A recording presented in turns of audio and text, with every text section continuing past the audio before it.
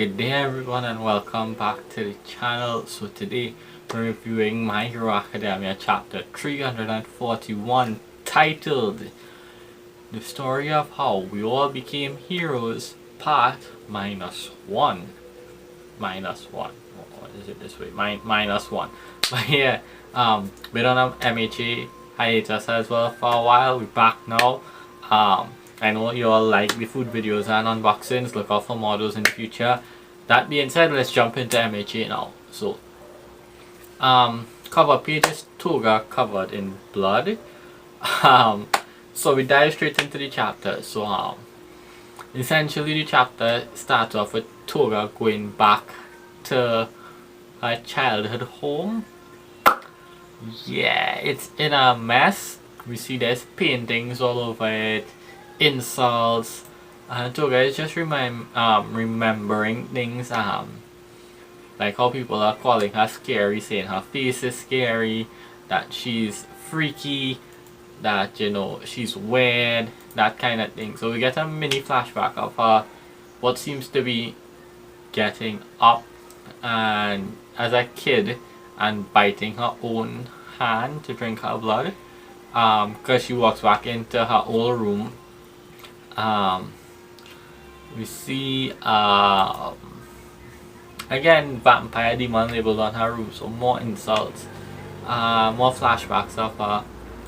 And then we meet Darby. Darby is there, and essentially he's telling her that he never knew she actually had a heart, because she's a nut job essentially. And he's like, but I guess even you could get caught up into emotion, even you have emotions. And this is just her response. She says she was just curious about her old house, so she came back. That's totally normal. Darby asks her if she's sure she's ready for what's to come next, and basically he's like, what might that be, Darby? And he's like, I mean, us putting an end to this world, little things like that. We're a little late, but she's like, we're a little late to ask that no, because we already started this war. Darby then says, whether crying or smiling, the sun will come out tomorrow, so I say, how about we smile, Toga? So he's basically kind of motivating her, and he proceeds to burn her house down. I guess symbolism, as well as her burning down her old memories, her past memories, getting rid of it. And she says smiling is why we live our lives. And she tells Toya, she doesn't call him Darby again, she calls him Toya, and she's like, he'll get us caught by setting this big blue fire. And he's like, caught? Society doesn't or doesn't have the juice, or doesn't have the hero power then to take us on right now. So it's not kindness so much as twisting the knife in endeavor, more so kind of like, this is a mark showing that I was here, but you can't do anything to stop me right now. So we then get him asking her, or him telling her that basically about her power, when she transforms, if the person or someone close to her heart, she's able to copy their quirk. And we get a flashback to her using Uraraka, because we know earlier on when they fought the Liberation Army, she was able to do her quirk. So he basically says, before Twice kinda bit the dust, he managed to grab the original body and get a sample of his blood. And he says, we'll help that sad parade to keep marching. And he gives Toga a small vial of Twice's blood. And he basically says, Twice's blood is here for you, and with you using it, that's the last thing, that's us having the last laugh essentially. And because you were close to Twice, you should be able to use his quirk and do the sad man's parade like Twice, and create a whole army. So even though Twice is dead, they still have his power. So that's interesting. We then get an interesting conversation with Spinner. So Spinner goes to see Shigaraki. You see Shigaraki kind of going haywire, but Shigaraki is recovering according to All for One. Um, he tells him he's recovering. Spinner wants to make sure that he's still Shigaraki. Um, but this leads to interesting discussion between him and the Liberation Army guy. And this is kind of pushing to them building a new team.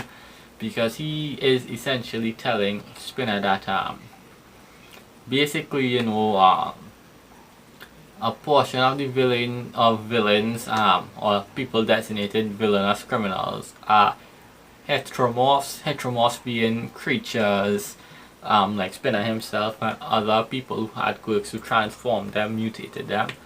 And the gist of this is Spinner is going to be the front man, and they're telling him that basically, Spinner, we need you to run this army now, because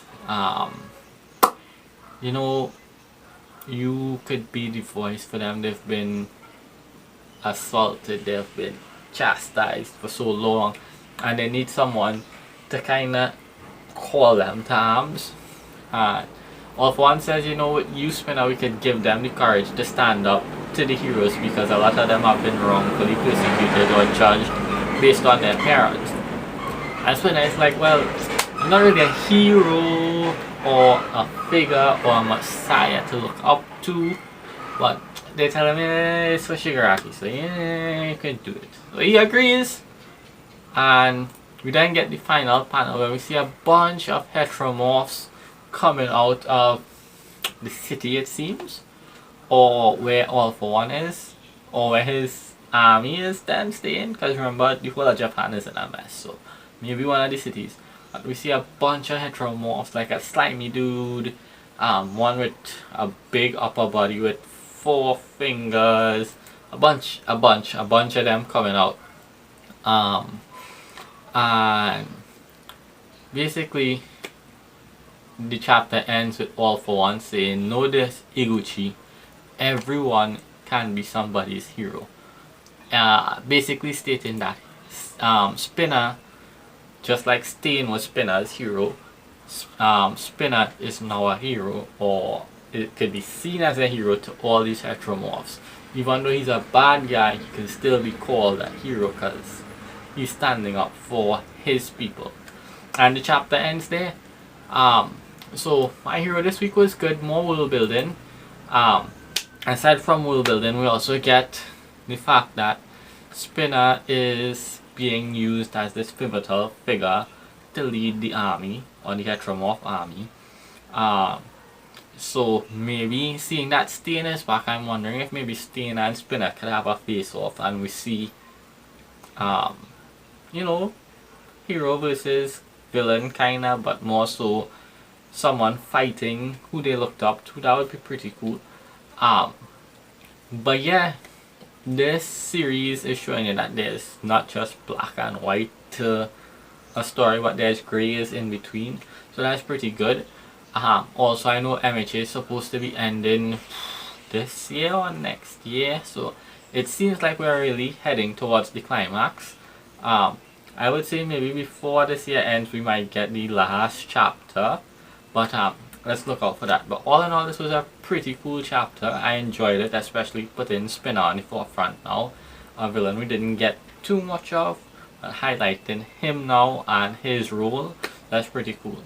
So yeah, that being said, look out for more videos.